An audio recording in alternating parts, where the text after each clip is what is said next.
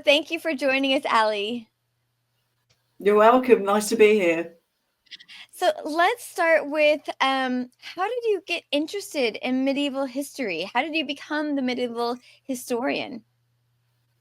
Wow. Okay. Well, it was about 10 years ago. And it happened like that with a TV program. Very strange. I was mother of a very young child who was showing signs of autism. And I actually remember pottery. I'd always had an interest in history. My son was going to start school like the year after, and it does connect. So I was pottering around my kitchen, and I saw a trailer for a TV show. It was a 3-episode series called Castles, and I saw it. And now, before, I have to admit, right now, before I had an interest in history, always certain periods, but I will admit now, I wasn't at all interested in the Middle Ages. I thought they were dull and boring. I had no idea, absolutely no idea at all. And I thought castles were boring, crumbled down ruins. I couldn't have been more wrong if I tried. And I saw this trailer, and I remember where I was in my old house in my kitchen. And I remember looking at this trailer and thinking, I might watch that. And I tuned in just out of interest, and I watched the first episode. By the end of the first episode, I was hooked. And I said to my husband, can we go to a castle?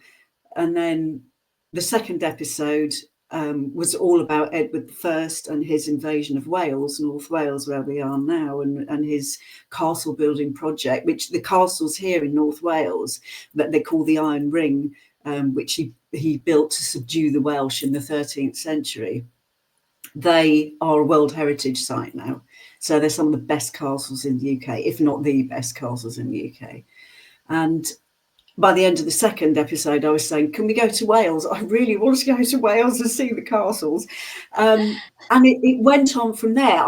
I started reading books. I read books on castles, life in castles.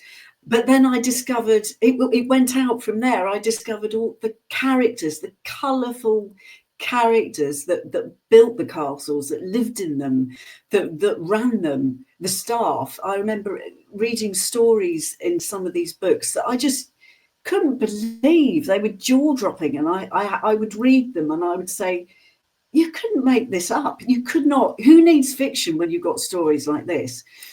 And it just went from there, and it went from castles to the land around it and to the people that worked on the land. It wasn't just, it was the kings and nobility, but also just everyday life.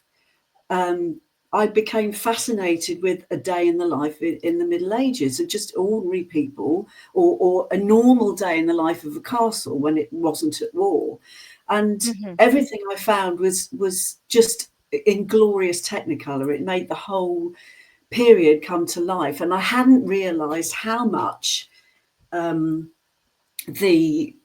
period had influenced our world today. It basically was a period of huge transformation, and a lot of the institutions we have these days, the buildings, they were all underpinned by the Middle Ages. And so when my son went to start school, it became obvious that he was autistic as he got towards school age, and he had to go to a special school. There wasn't any childcare, still isn't really, for autistic kids. So I was very much tied to the school run.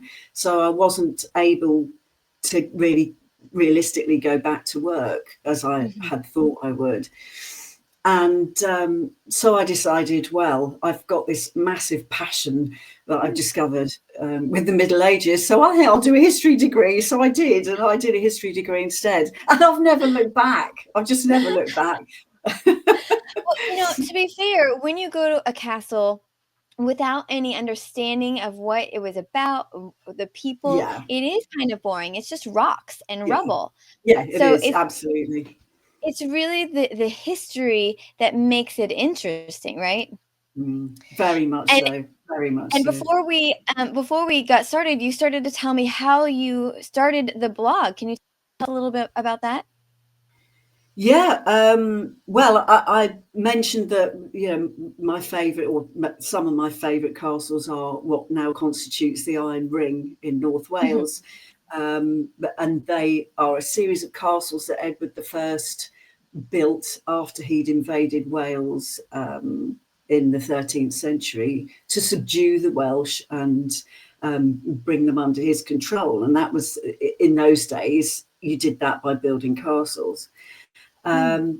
And I can't remember how I had the idea. I think I was in a restaurant and I'd had a few glasses of wine, and I suddenly said to I suddenly said to my husband, "I'm going to walk the Iron Ring," and he just sort of looked at me blankly. Right, okay, and it actually decided. It actually took form as a plan, and that was about 2018, and I actually did did the castle quest, as I call it, in 2019. Now, it involved walking from Chester, just on the English Welsh border, where Uh-huh. Edward I actually left Chester to march his troops into Wales. And we followed that route, walking all the way around North Wales, and we stopped at all the castles, and I reported on the castles, but I also reported on our adventures, the walking adventures.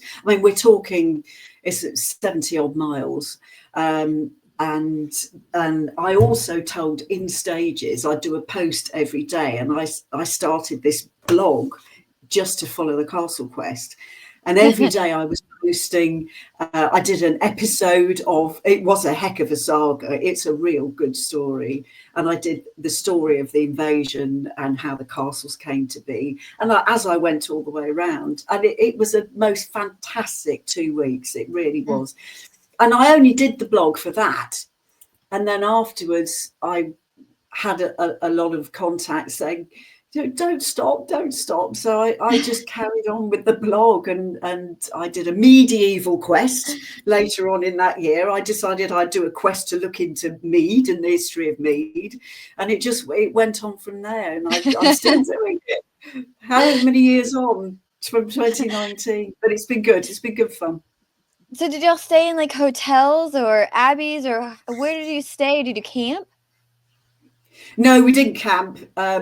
Not a good idea well, it's actually two autistic kids we've got, because my daughter is as well. She's older. It's different in girls, but even still. Mhm. So no, we for the first week we stayed in hotels as we went round. Okay.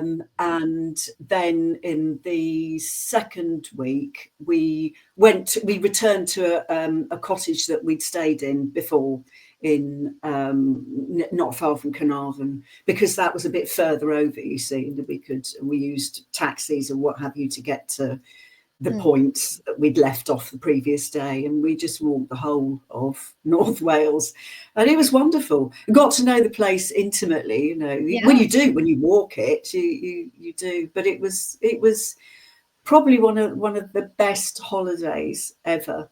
And I learned such a lot, and I thoroughly enjoyed it. And it was good fun. It was a challenge doing all the walking and then the Yeah. posts in the evening as well. But it was so worth it. Did your kids have a Really. hard time with the walking? Well, at the time, my son Nathan, he was in a pushchair, so most of the time he was in the pushchair. Some of it that was a bit more tricky, I just did with my daughter, and Mhm. and my husband would pick us up at the end of the walk. And Mhm. he loves castles. Actually, he loves going to castles. So we do a walk.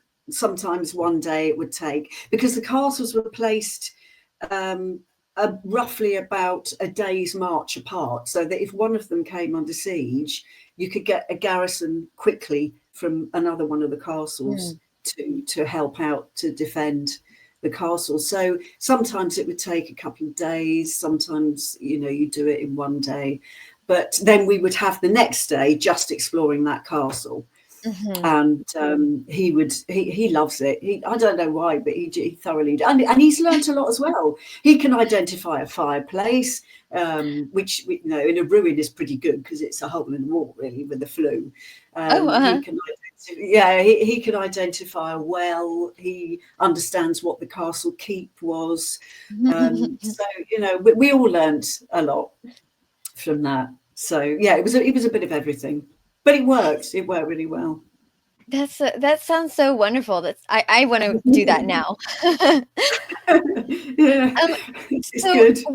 when were the Middle Ages, and can you describe it for us? Paint a picture of what it looked like. Okay, well, the Middle Ages, it's a bit of a movable feast, frankly. It depends where you are in the world. Okay. I mean, in different, the beginning and end of historical periods are usually marked with some sort of major change, whether that be, it might be political, economic, religious, or even a technological massive invention. Like, for instance, a lot of people in Germany would consider the end of the Middle Ages when Johannes Gutenberg brought his movable type and printing press out, because that was a massive technological revolution, and that was sort of mid 1450s. In other areas, they would look at perhaps the Reformation, when that started in the early 1500s. But for my purposes in England, it's generally accepted that it's a period of about 1,000 years, and that is from after the Romans left in 410. Then the Saxons started coming over, from the Germanic tribes started coming over, the Jutes, the Angles, the Saxons, to invade, settle over here about the mid 400s. So about 1,000 years from then on, and the end point, certainly for me, and it is generally accepted in England, that the Middle Ages came to the end on the 22nd of August 1485. Precisely, with the day. Yeah, exactly. I can pin it down to one day, and that was the Battle of Bosworth, when the last Plantagenet king, Richard III, was tragically killed in the Battle of Bosworth. And Henry VII, the first Tudor king, took his crown and wore it on the battlefield. And so what's the period after medieval times then? Like what comes next? Yeah, that will be the early modern period. Really, okay. I mean, archaeologists also, it also varies with different disciplines, because archaeologists tend to look at the end of the Middle Ages in the 1540s with the dissolution of the monasteries that Henry VIII so kindly inflicted on us all. But I'm not a fan of the Tudors, I'm afraid. But that doesn't make sense to me or to most historians. It's a massive change of political leadership, of kingship, and a new dynasty. Henry Tudor was the one that took over from Richard III, and he spawned the Tudor dynasty. So for most historians, it's 1485, 22nd of August. And so what was life like? What did it look like for an average person? I guess there's basically two different classes, right? The peasants and then the aristocrats, or was it called aristocrats period? Yeah. It was, if you think of a pyramid, society was organized in what we would call the feudal system. If you think of a pyramid, very hierarchical. So you had the king at the top of the pyramid on his throne, and then the next level down were his nobles, his major barons, his nobles, his family. And then below that, you had the knightly classes. And below that, right at the bottom, were the peasants, everybody else, but actually made up 90% of the population. But society was also organized in what we call the three estates. And the three estates were three types of people. And the first one was those who fight, and that would have been the knights, the nobles, the king, who would defend the land and fight for the king's causes. And then you would have the second estate, those who pray, and that was the church, the clergy, who were responsible for the spiritual well-being of all the citizens and their afterlife. You would say masses for the dead, to make sure they didn't have to spend too long in purgatory, and that was a big thing. And church, again, in the Middle Ages, the church year, the religious year, was central to life. It was punctuated by saints' days and religious holidays, and it revolved around that. And then the third estate was those who work. So that was basically everybody else. So you had the fighters, you had the prayers, and you had everyone else. It's a bit of a simplistic thing, because I mean, those who work would have incorporated, you not just your peasants who worked the land, but you had your innkeepers, your traders, your merchants. So they were all those who work. So it was basically structured in a very hierarchical way, and within these three estates. I mean, if you were a woman in Middle Ages, you flew under the radar a little bit, in that it was a very patriarchal society. So women were, well, downtrodden to an extent, but don't believe that they were totally slaves to men. They weren't. They did have some power. So for instance, if you had a wealthy merchant in a town who had a cloth making business, for instance, and that he would have run it with his wife. And now if that merchant dropped dead, then his wife could take over and run the business, with the support of her staff. So you could, there were power, and also, queens, nobles' wives. If you had a lord of a castle, for instance, who went off to battle or went away for some business, then the lady would run the castle, again with the support of the steward and her staff. But women did have power, and they also had influence. It's amazing how much influence women did have, but it's not written an awful lot about, because the major decisions were made by the men, but they had wives who often would advise, chip in, and their husbands, well, a good husband would listen.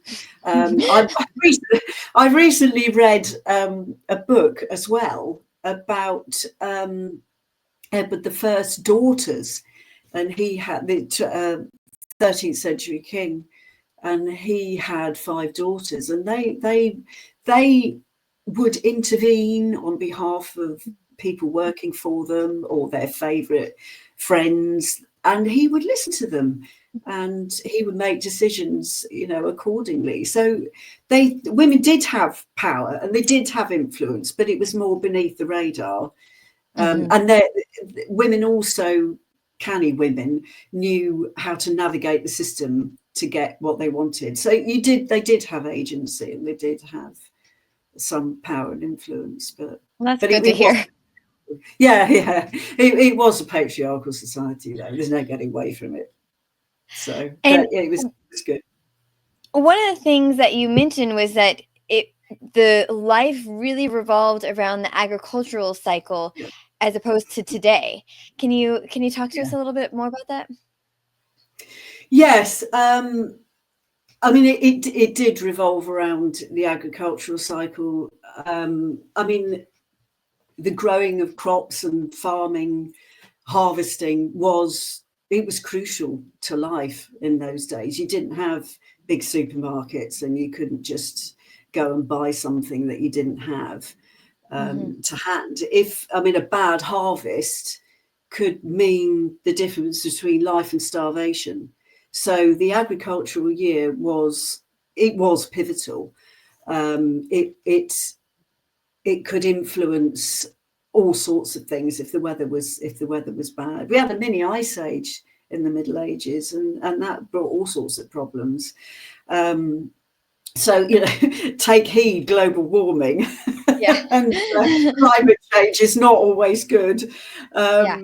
But yeah, it was a very important time. The harvest, the agricultural year, it was very, very clearly set out. You started off with your harrowing, which was preparing the ground, and then you had to sow the seed, and the seed was evenly distributed over the ground. That was a skilled job. There were a lot of actually skilled jobs in the Middle Ages, and it was very important that everything was done at the right time.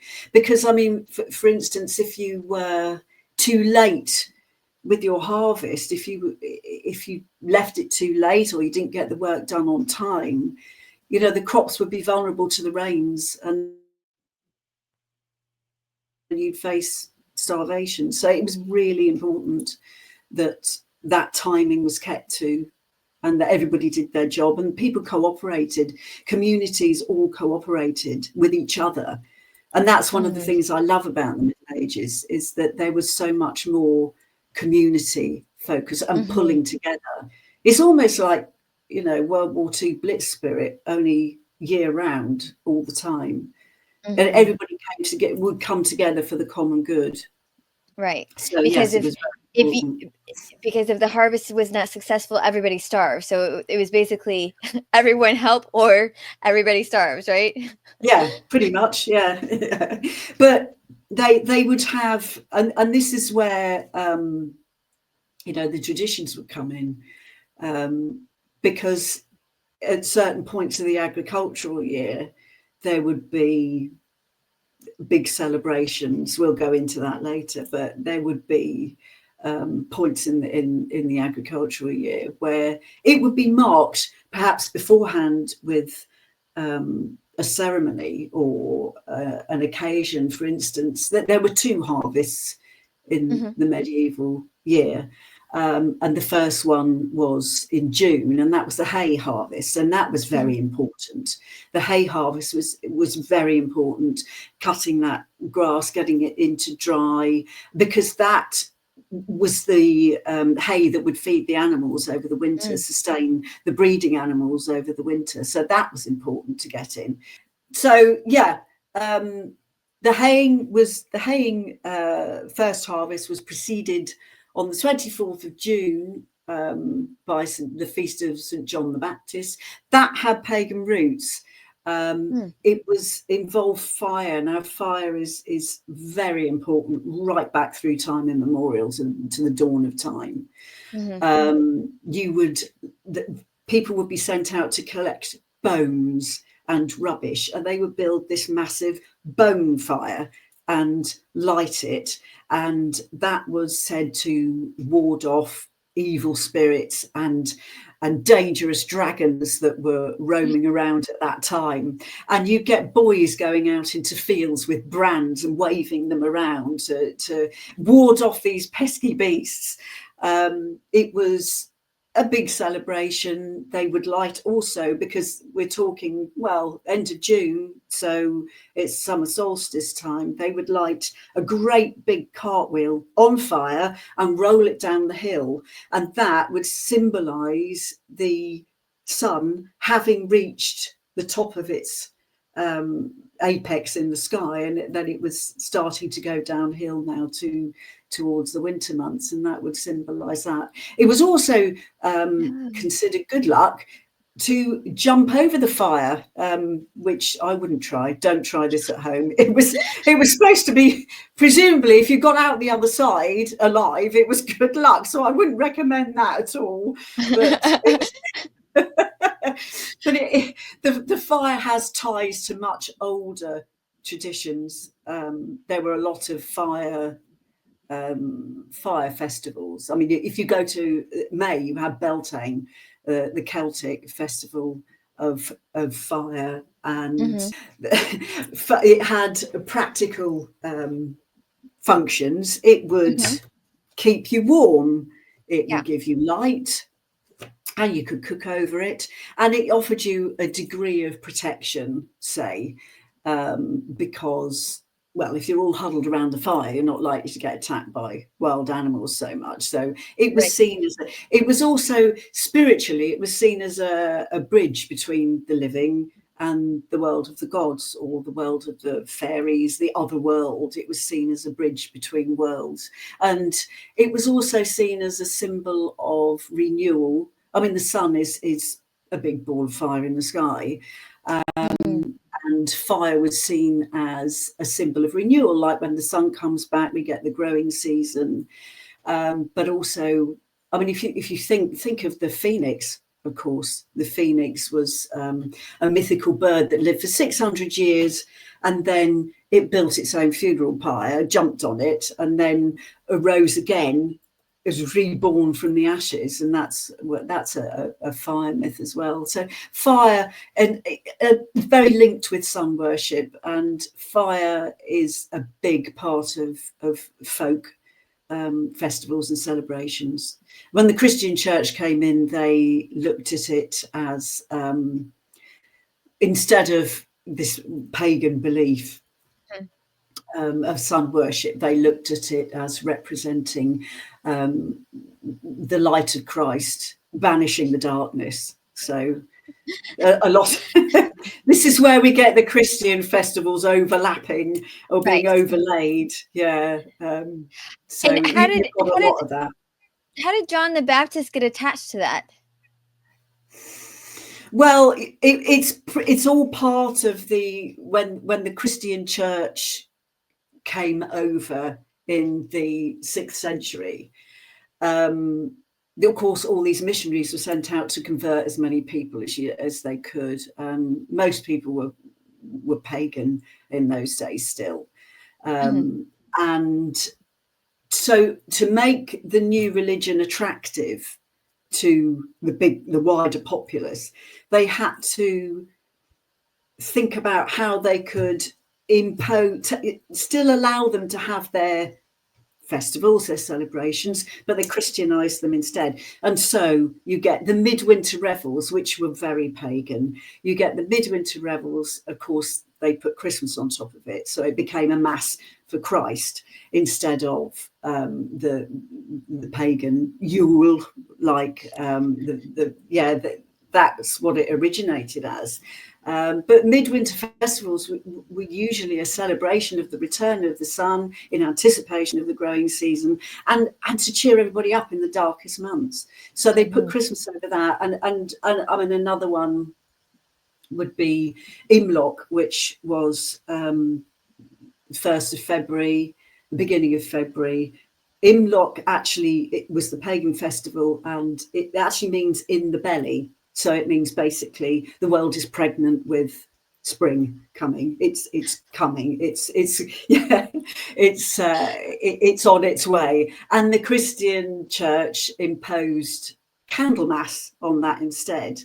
And that involved light and fire. They brought light and fire into that as well. And Candlemas was when a load of candles were blessed and taken in a procession through the mass in anticipation of spring. But you know, that's how they won everybody over.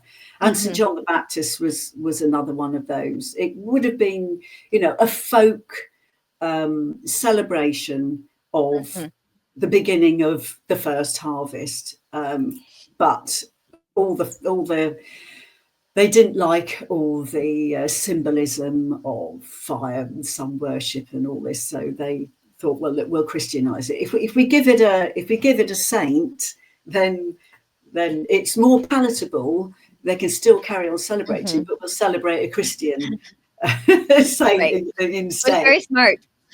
Getting that narrative. but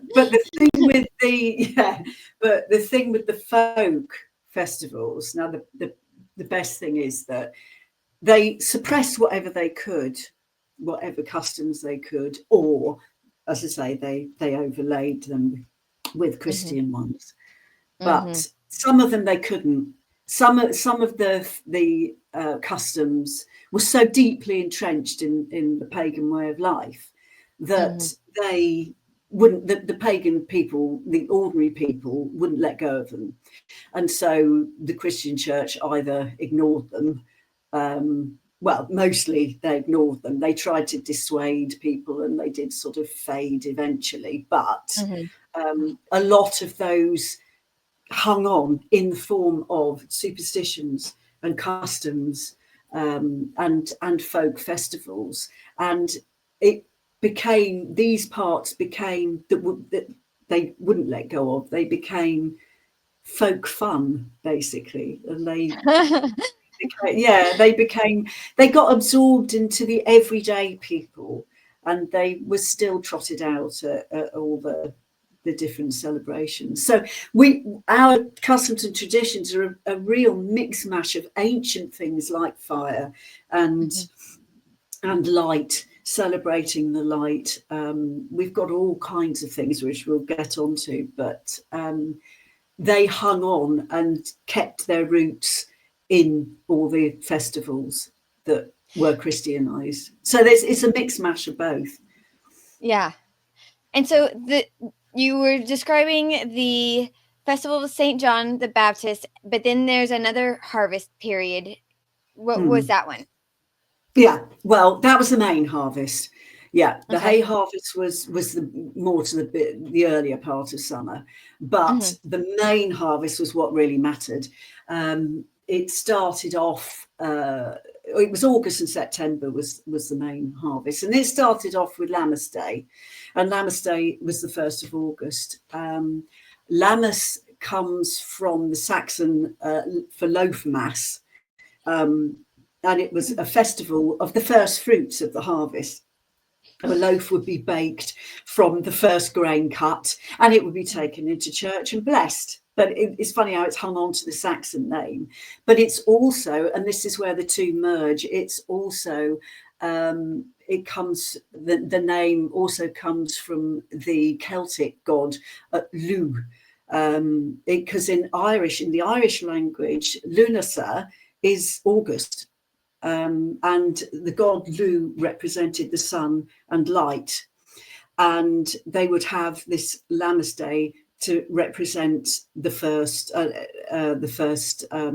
grain cut, and they would make the loaf of the season. And then after that, it was the first fruits and celebrating the promise of spring coming to fruition. But then the hard work all began. The day after that, they were all off to do the harvest. And as I said, this was a crucial time. Everybody, it was all hands to the pump. It was a very important time. You would have, men, women and children were all involved in cutting the corn. The men and sometimes the women would use sickles and scythes to cut. There was oats, barley, corn, wheat.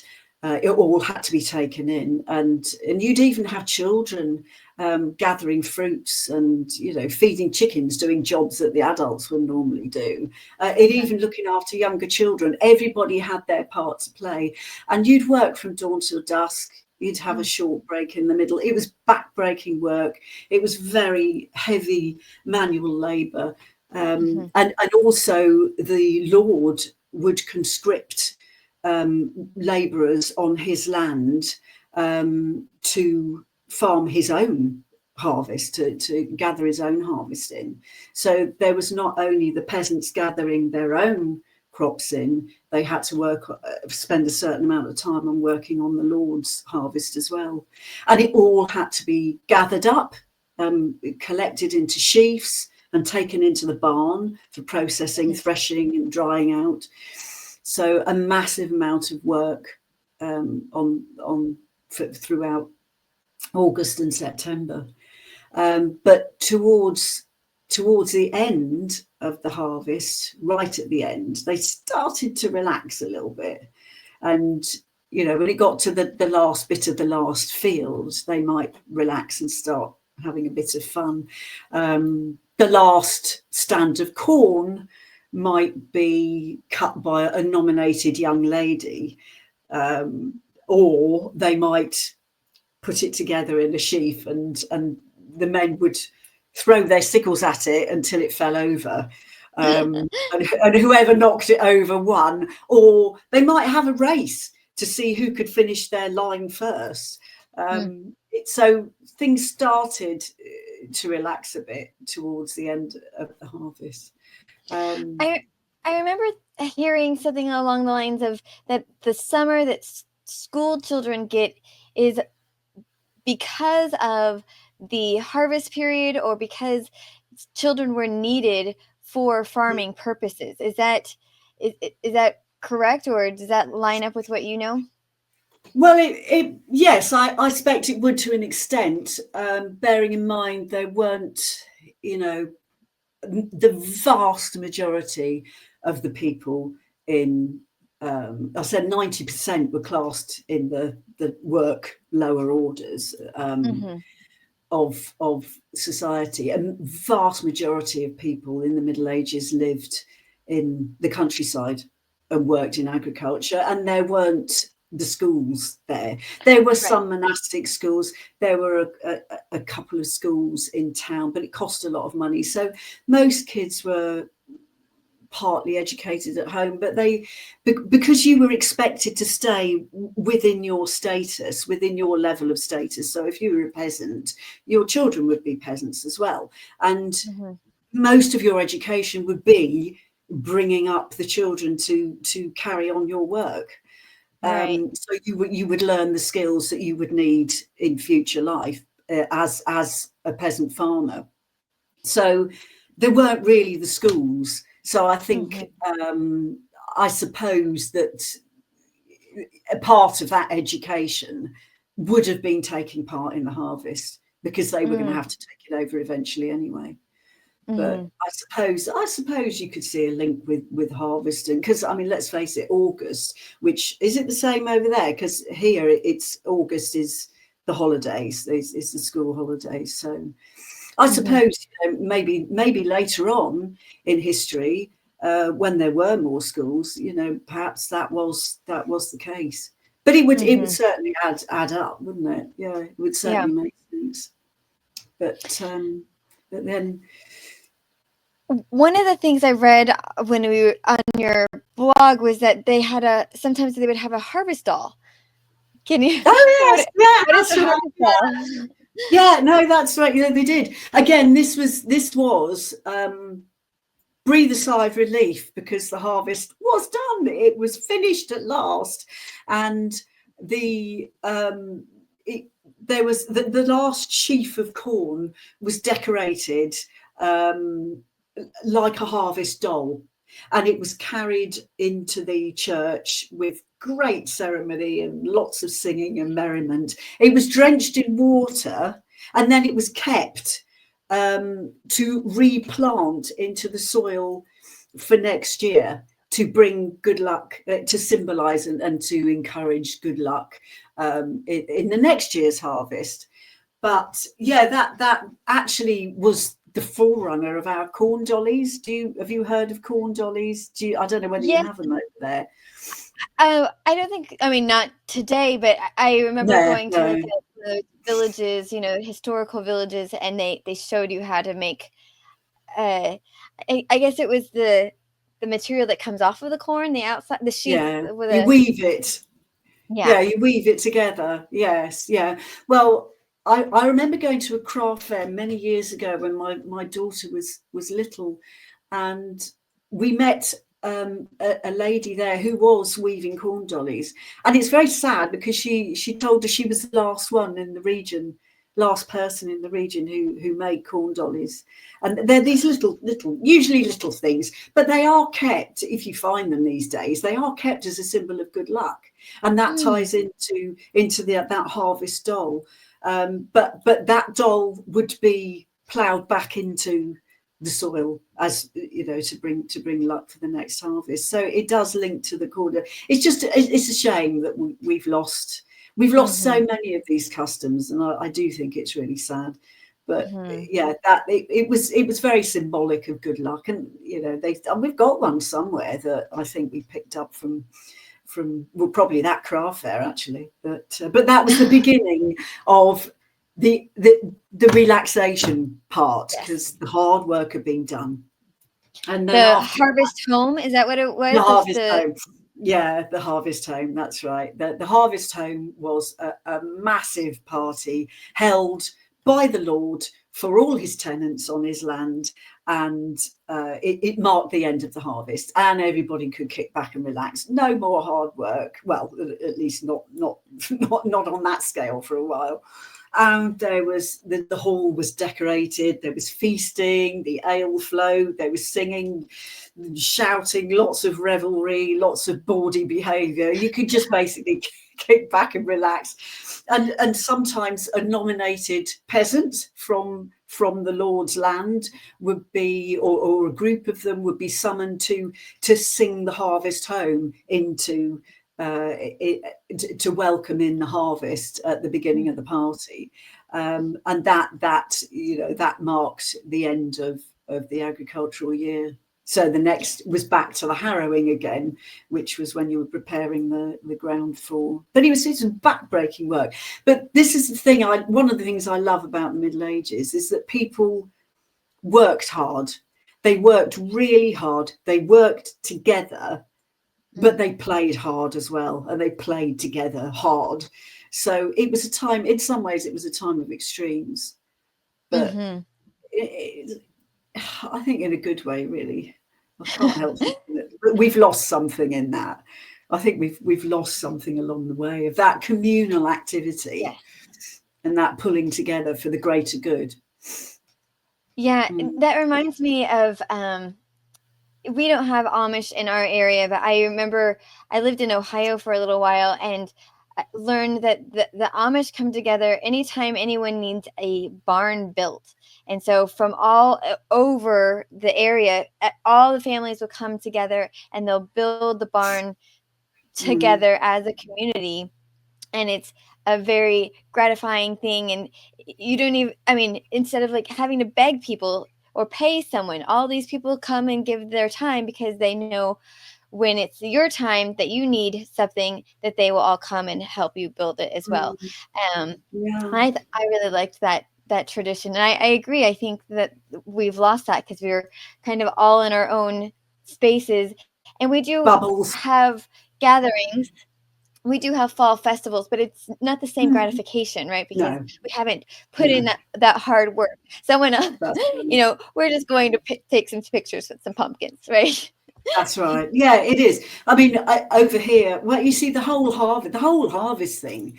Most people don't have anything to do with it these days. You just you drive past fields and you've got massive mechanized combine harvesters going up and down, and you don't see the people. It's one person driving a huge machine. Where's the community? It's a shame. Where's the communal? So I know it was hard work, but I can't help thinking that we've lost something as well. I mean, we have harvest festivals, but usually that's something in a village hall or a church, and you do come together in a way, but it's on a much smaller scale. It's just not the thing it used to be. But now, is there anyone who's trying to keep the Harvest Home Festival alive? Are there any sort of remnants happening in your area that resemble it at all? I wish I could say yes, but I can't. I honestly can't think of any. I mean, as I say, that I think the main thing these days would be just the harvest festival in the local church or village. Some places, actually, some places have a harvest supper. And actually, before I had my daughter, I did live in a little village in Northamptonshire, and they would have a harvest supper at this time of year, where the village would come together and be divided into groups. And then each, there would be nominated catering houses, if you like. And each group would go to one member's house who had done a starter. And then you'd go to the next person's house who had done the main course. And then everybody in that group would would meet up with all the other groups in the vicar's house, perhaps, who had done pudding. And that was probably the only real example, apart from the religious harvest services, that I can actually think of. I'd forgotten about that, so I'm glad you remember. That was good. I enjoyed those, but no, I mean, I honestly can't think. We don't wheel cartwheels on fire down hills anymore. I would imagine a lot of fires were started after that. I could just see like an entire village burning down from that might be that might be a good thing. Jumping through. I mean, even all the way back to the Celtic times, pre-Roman, they would light bonfires on hills, and again, it was considered good luck to jump through the fire. I can't imagine how many people lived to tell the tale. But if you drove your cattle through the fire, but not through but between the fires, that was supposed to cleanse them of any impurities and ensure their health for the coming year. So I honestly can't think of anything like that anymore. Really, I wish I could, but the nearest I could get is the festivals in churches and what we used to do back in Northamptonshire. So I mean, some villages have traditions, but it's a shame. It's about perhaps the safer ones, maybe the parties or the harvest dolls. Maybe it would be nice if more people learnt to do corn dollies, for instance, at the harvest time of year, and maybe we could have a bit more of a tradition with those to ensure good luck for the year to come. That would be nice. But yeah. Okay, so that ended in September, and then what happens between then and Christmas? Well, then you start you do sow your winter crops. So basically the whole cycle starts again. But then we're getting towards the darker months, so things start to close down a little more. But and right at the end of the year, there's very little agricultural work to be done, and that's when you get the beginning of the Christmas thoughts turn towards Christmas. It started with Advent, which started the first Sunday after St. Andrew's Day, which was the 27th of November. So the first Sunday after that, we were going to Advent. And again, it's very different from today in that Christmas nowadays is, well, it's a retail festival, really, isn't it? A lot of the time. And I do find that quite sad because basically at the beginning of Advent, or even before, I mean, I don't know about you, but we get Christmas adverts on the telly at Halloween.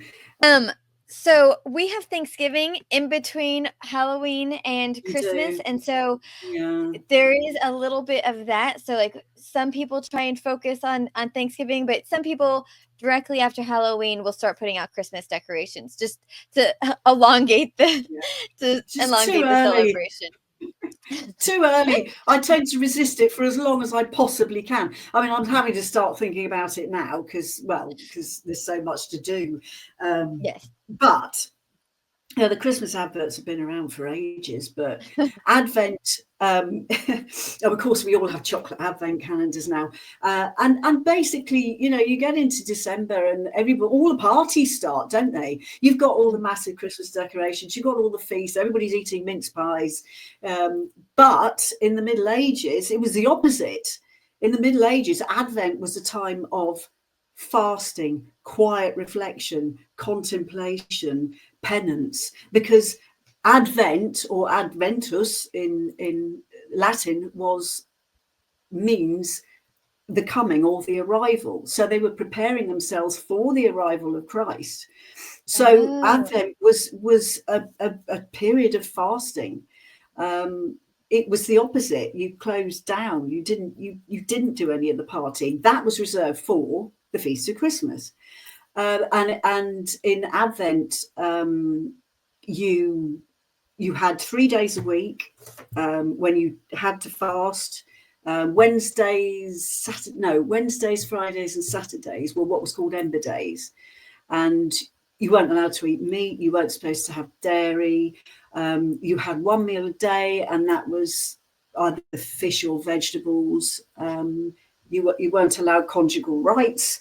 All that was off the menu because that was considered inappropriate. So there weren't any weddings. There were never any weddings in Advent for that reason, because usually a wedding is consummated, but that wasn't allowed. So we all had to behave, because also the Christian church introduced the idea of the second coming. And so in some ways you were preparing for the anniversary of Christ's arrival, and in other ways you were preparing for Christ coming back to sit in judgment of the world's sins. So you had to be good. Hey, maybe that's where the naughty and nice list comes from. Oh, yeah. I hadn't thought of that. Yes. So when is this period? When is this period of quiet reflection? Yeah, well, this was it was the first Sunday after the 27th of November up until Christmas Eve, right up till Christmas Eve. So anytime you're opening an Advent calendar door, it would be the period of Advent, basically. Okay. So that long. The only tradition, the only exception was the boy bishops. Have you heard of boy bishops before? Mm-mm. Okay. Well, the ceremony of the boy bishop, that happened on the 6th of December, which is St. Nicholas's Day. St. Nicholas is the patron saint of children, and a boy was selected by his from a chorister, was selected by his fellow choristers and an entourage to accompany this boy, and he became a bishop for the period until the Feast of the Holy Innocents, and that was the 28th of December. And he would preside over the liturgy. He would sit in the adult seats, and it buys into this idea of role reversal. And there's a lot of role reversal, and that comes from a pagan tradition. So the children became the adults in that scenario, and he would be dressed in full Episcopal garb, and he would give blessings. He wasn't actually allowed to perform the mass; that was a step too far. But he would fulfill this role all the way through until the Feast of the Holy Innocents, which was when Herod slayed all the young children to try and rid himself of the newborn Jesus. And that was the only exception to the rule of Advent and this reflecting and quiet living. So that part is connected to Saturnalia, is that right? It is connected to Saturnalia. Yes, you're absolutely right. No, a lot of the traditions can be traced back to Saturnalia. That was the Roman midwinter festival. It started off. I think it was the 17th of December. Was a celebration of the god Saturn, who was the god of farming and the harvest, and he was celebrated on the 17th of December. It started off as day and it extended to a week as the period went on, because it's amazing how people take advantage of this and extend the holiday period. Yes. But there was a joyous carnival-like atmosphere in the streets. I mean, there was gift giving, there was singing, merriment, drinking. They had games. They lit wax tapers like candles. There was storytelling. And this is in Rome that you're describing. This is Rome, yeah, and then they even wore silly hats, pointed cone-shaped hats called pileus, which So, and there was a very much a subversion of the social order, and this is where it comes from, where the slaves were invited to dine with their masters, and sometimes the masters would serve the slaves, and it was this inversion of the social norms that seems to crop up again and again and again, and it really took root, and that surfaces in lots of the celebrations, including the 12th night ones, but we haven't got there yet. We haven't got so night yet. Okay, so let's get there because so there's a 12th night bread, and is that on Christmas Eve? Is that when the 12th night starts? Or tell us about what comes after the Advent. Well, sure. Well, Advent took us up to basically to Christmas Eve, but the good thing, I mean, it sounds really hard, and it sounds, you know, people today would think, oh, I couldn't do that, and how awful, I couldn't miss out on all that fun. But when you think about it, it sounds hard, but if you were fasting for a start, the meat would go further. So if you had fast days, the meat in leaner times in the middle of winter, it would go further. And also, if you were more restrained, then that opened the door for a really full-on Christmas. And they had 2 weeks off at Christmas. They had the full fortnight off. But we don't. The trouble is what we do now is we have all our celebrations all the way through Advent or from Halloween or wherever. And by the time Christmas comes, we're almost Christmasing out. We'd almost had enough of it. So we tend to have Christmas Day and Boxing Day, and that's it. Everything comes down. Whereas in the Middle Ages, it was all gearing up towards the Christmas festival. And it started on Christmas Day, and you had the full 2 weeks off. Everybody had the full 2 weeks off. There was very little agricultural work to do. So this was a time where everybody could let their hair down and relax.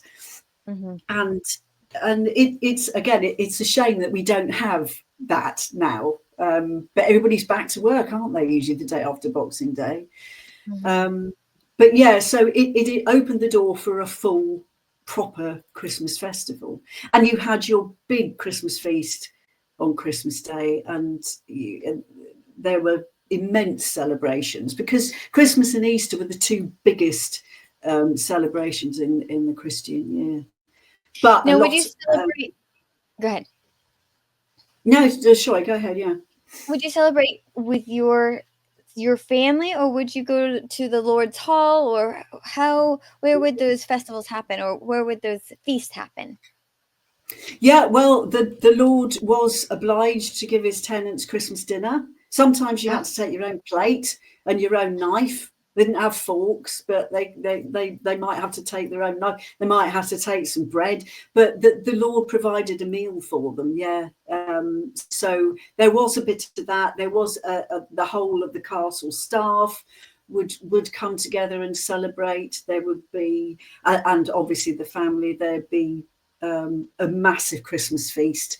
They had, because they didn't have turkey, that didn't come along till much later. The goose was the dish of the day, and there'd be this massive procession in imagine a castle decked out with all the greenery, beautifully decorated, and the feast would be brought in, headed up by a boar's head on a platter, which actually came from a Viking tradition. And they used to sacrifice boars at Christmas, and it was all part of their Viking celebrations. But that hung on, and the boar's head was brought in at the start of the celebrations, and they'd have that, and they'd have goose, and they'd have all sorts of things. They'd have cheeses, nuts, all sorts of dishes, exotic fruits, oranges and figs, and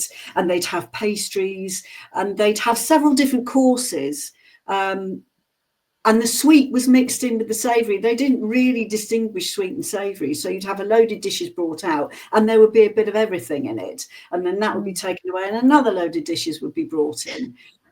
So huge feast. And in between them, you'd have the entremets, or if you were really wealthy, a subtlety, but the entremets were little nibbles to entertain your guests, and they were either gilded, covered in sugar, little nibbles to try, or if you were really wealthy, you'd have a subtlety brought in, and a subtlety was basically it's food as theatre. It's a sugar sculpture. And it would be in the shape of a ship or an animal or some scenic display, perhaps gilded, and that would be there to impress your guests. So they really pushed the boat out for the Christmas celebrations. But carry on. I was just going to ask if there was something about the 12th night bread, or are we not there yet? Is that later? Yes, yes. We could. Yes, that's right. The 12th night was the end of the Christmas season. Oh, see, I don't even. It's almost embarrassing that I don't know what all of these are, because we don't celebrate them anymore. But yeah, of course, no, absolutely. Why would you?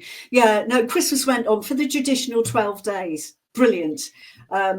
This is what I wish we had now, but as I said, we're all Christmases out by Christmas Eve in this country, and probably there as well. But for the 12 days, you'd have, you'd deck the halls. The Christmas greenery was brought in, and that was a big part of Christmas.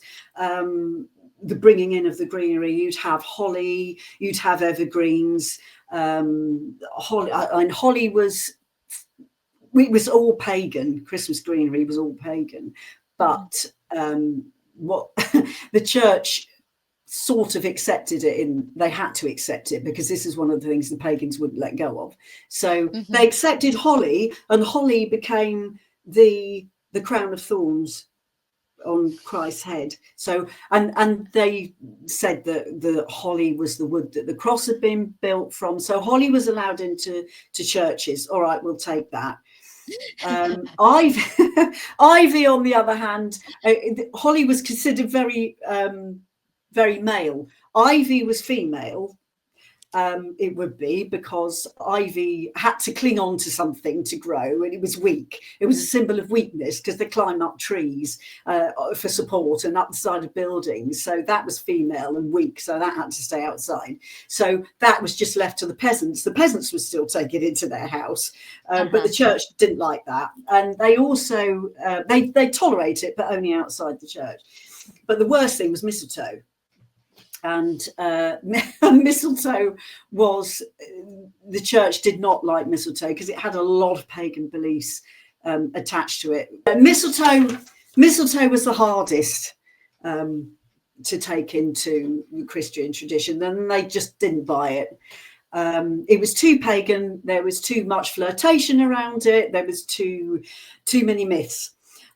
Druids revered it for a start, so they didn't like that. And now the god Balder was killed. The Norse god Balder was killed by an arrow made from mistletoe, and his mother Frigg wept so much that apparently her tears became the berries on the mistletoe.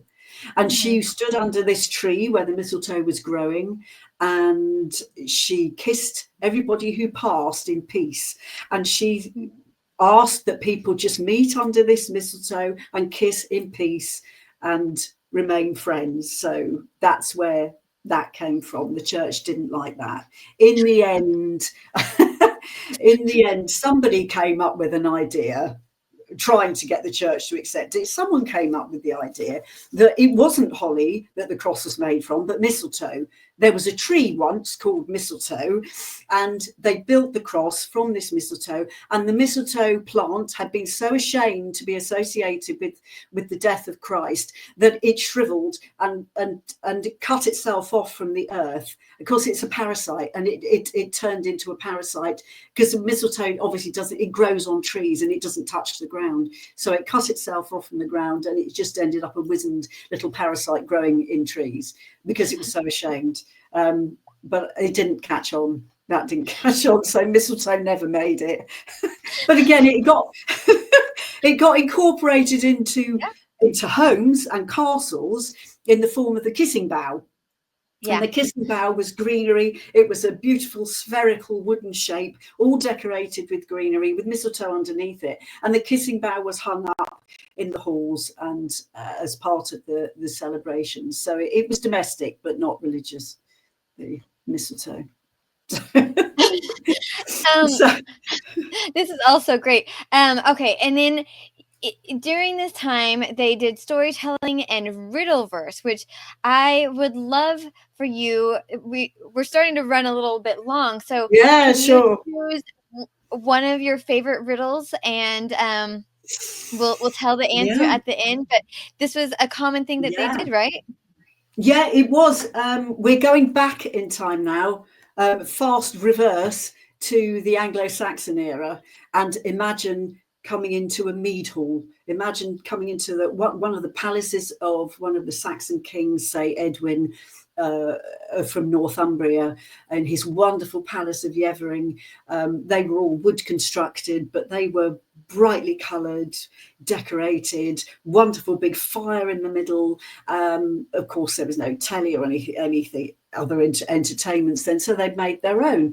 And medieval people loved stories, folk stories. Even at court, you had the stories of King Arthur, and you had courtly romances. So folk stories caught on everywhere. But again, earlier you had the epic poems like Beowulf, who vanquished the monster that was terrifying the people of Eret in their wonderful mead hall. This was written down about 1000 AD. And there is the other thing they loved was a riddle. They loved poetry. It was all handed down in the oral tradition. It was all, you'd have someone reciting this great epic poem of Beowulf, or and you'd have a captive audience sitting there. Imagine all the flames and the candles going and the feast in the background. And what a way to round off an evening, but with a cracking good story. And the other thing they loved, as I said, was riddles.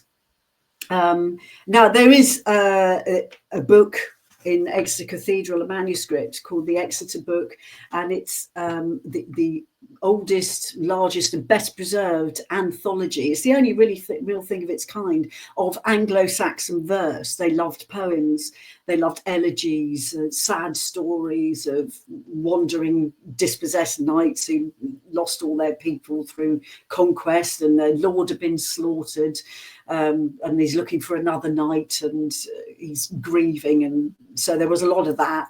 But there were also these riddles, and they were great fun. Anglo-Saxon people loved riddles. So I have a few here. Shall I read you one? Yeah, and yes. We'll have to figure out. Well, the riddles were basically little short verses, which I've got translated into English, and they would all describe an object or something from nature, or an animal, or a weather phenomena, and the riddles would be written as a person. It would be anthropomorphized, so you'd have a voice, a person's voice. You'd imagine it to be a thing that was talking to you, and this inanimate object was talking to you about what it was and what it saw and life from its perspective. And you had to work out what the riddle was. So if we look at one, I can read to you. Right, how about this one? Riddle 11. There were 95 of these riddles preserved in the Exeter Book. And they're just good fun. We have one here, Riddle 11. My coat is dark, my dress bright, red and gleaming in my garments. I fool the foolish and urge the silly on unwise journeys. Others I steer on a useful path. I know not why they, thus maddened, mind stolen, deep perverse, should praise my crooked ways to all. Woe to them in their acts when they bring their precious bawds on high, if they from folly have not yet refrained. So basically what we're looking at there is, you're looking at something that makes people do daft things. And perhaps in moderation can be wise, but as this object or this thing, you might think, well, why do you keep coming back again and again when it makes you do daft things? So there's somewhere in the rhymes will be a telling line, and that will tell you what it is. So that's one. Do you want another one?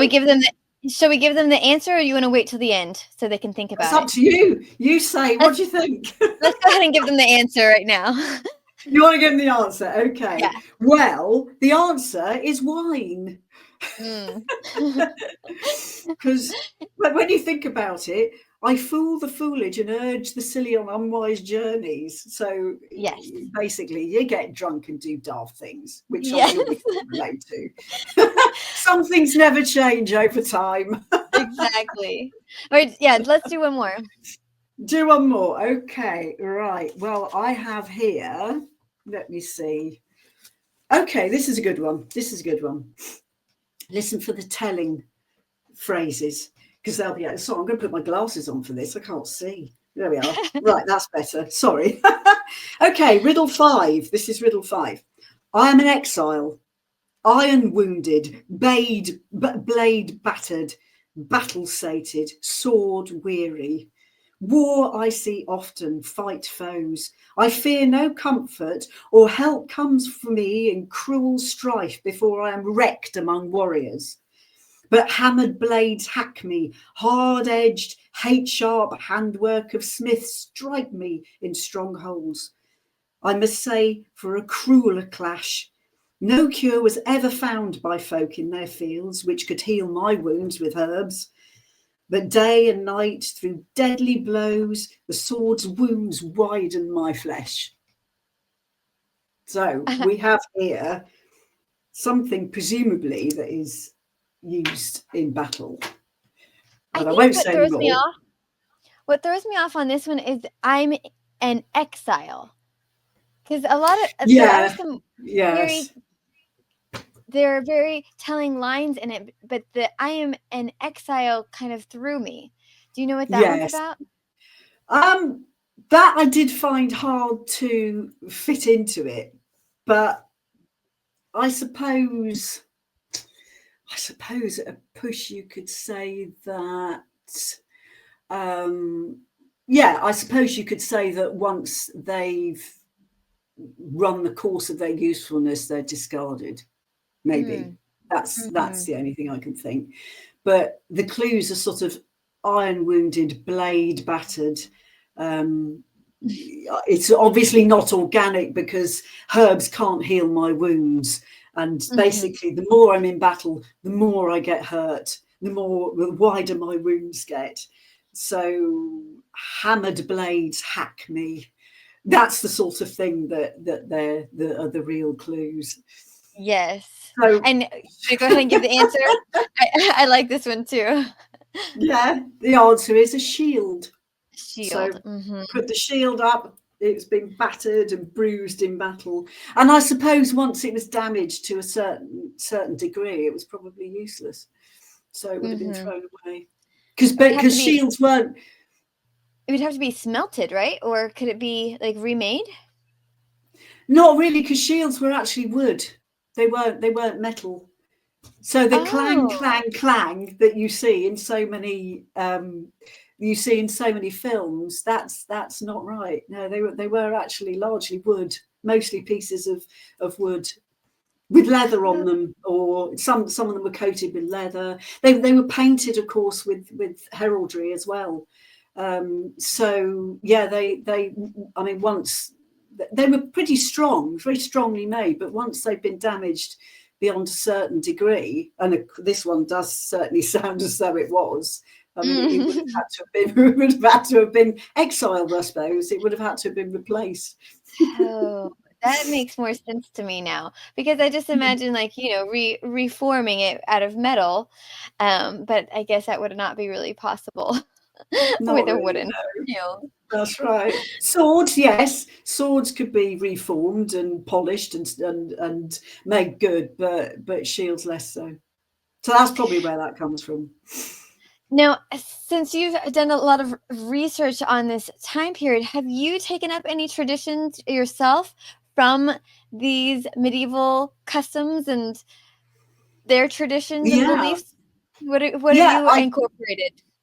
I do. Yes, we try to bring some of the medieval into our Christmas every year.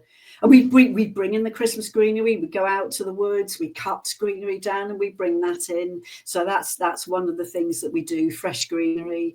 And what else do we do? I brewed my own mead as well, which was good fun. Yes, Oh, I wow. did a medieval quest. Well, mead was a huge drink, and it's actually making a bit of a comeback these days. I did a medieval quest after I did the castle quest.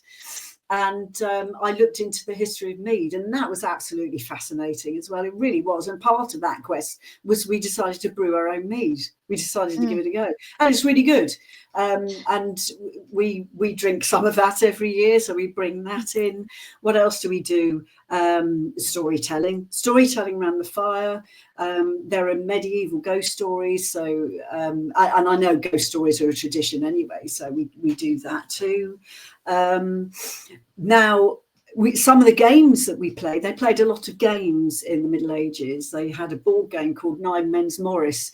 It was a strategy game, and you had to win over your appointment with rows of three, and you had to take your. It is a bit some ways like chess, because you had to take your opponent's pieces. We've got a copy of that. We do that. We have tried a very small Yule log. But when you were supposed to keep a Yule log burning throughout the entire Christmas season, but our fireplace isn't big enough for that, and it shouldn't. Yeah. If the Yule log went out, you were in trouble. So we try and, well, maybe not. We're probably in trouble, but it was a nice try. But this year we are actually doing our Christmas dinner. We do medieval cooking, and this year we've decided our Christmas dinner is going to be based on medieval recipes. And instead of doing the traditional, well, it's never traditional for us because we're vegetarian anyway, but instead of doing the roast dinner with a vegetarian equivalent, we're actually going out in the garden. We will light my fire pit, and we have a big tripod and a cauldron, and we're going to cook up a medieval feast, and we're going to do some dishes from the Middle Ages. So there won't be a potato in sight, because they didn't have potatoes in those days, but there are some fabulous dishes that we're going to do. One's called egg a douce, which is a medieval sweet and sour. Interestingly, there were these recipes around, although unfortunately medieval recipes tended to miss out either the sweet or the sour, but a couple of them actually did integrate them both. That is absolutely delicious, so I'm going to do that. Mixes of spices. There's one that is called capon in orange sauce, and that uses all the spices, dried fruit. So it's very Christmassy ingredients, and oranges make this lovely rich sauce. Very rich sauces. Don't let anyone tell you the Middle Ages were dull, because even the food was colourful. Beautiful rich sauces and lovely flavors, and we use I don't know whether you have corn over there, but it's a very good meat substitute that passes pretty well for chicken, so we use that instead of the capon, which was a type of bird chicken. But we are going to cook a medieval feast for Christmas, and we're going to have wow. Yeah, they had lasagna, so we're going to have that as well.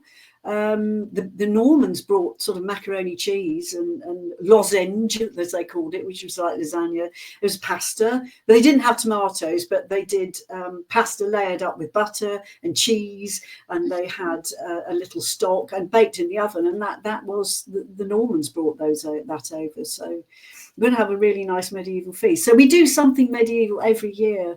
We do. It's a family tradition, though. Unfortunately, it's not. It's not the wider tradition. Yeah. And now, will you be documenting this on your blog, on the Medieval Wanderings blog? I suppose I can't. I hadn't thought of that. I might do. You actually. should. Yeah. I bet people would be interested in those recipes. Yeah, I do a Christmas post of some sort every year. So yeah, I will do, looking at one of the traditions in the Middle Ages. So yeah, I will be. You should take a picture of your children trying all these dishes for the first time. Yeah, that's right. Yes, yeah. Now, Whether we'll so actually make it for the full 12 days, it would be nice. yeah, yeah. So you have some exciting projects that are coming up that you are starting. You're starting a YouTube channel called Hikes into History. We don't have a lot of time, but can you just give us a short summary of what that's going to look like? Yeah, that is yes, a YouTube channel coming next year. Hikes into History is basically, I will do a walk where I'm a big walker, as you'll see if you go to my website. But we love walking, but we love a good story as well. So the idea is to do a walk. There's some fabulous countryside around different parts of England and Wales and beyond. And the idea is to do a walk and tell a story of a particular event or happening or person in history. And we will take in a site that is integral to that story. So the walk will be centered around this particular site. And the idea is to have a nice walk, tell a great story, and there will be a link to the website where you can download a map. So should you want to, or you're over here, or you're going to be in an area at any time, you can do the walk as well. So that's the idea of that, is bringing the stories to life. It's another way of bringing the stories to life, and to walk through the landscape that it happened in, so you can feel a part of it. And some of it, obviously some of it's changed, but it's still the same ground, even if it's been built up over the centuries and changed. But it's nice to walk through history and tell a really good story, and that's what that'll be behind. Hopefully it will engage people in history. It won't just, for the Hikes into Histories, won't just be medieval. There will be some other periods covered as well. So it's a bit more a wider range, but it should be good fun.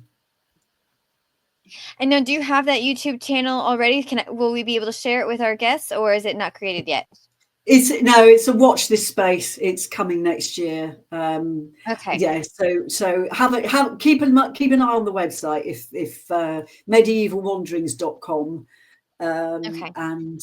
and come and join us on some walks as well. Have a laugh reading about some history, and in the meantime, and come and join us next year.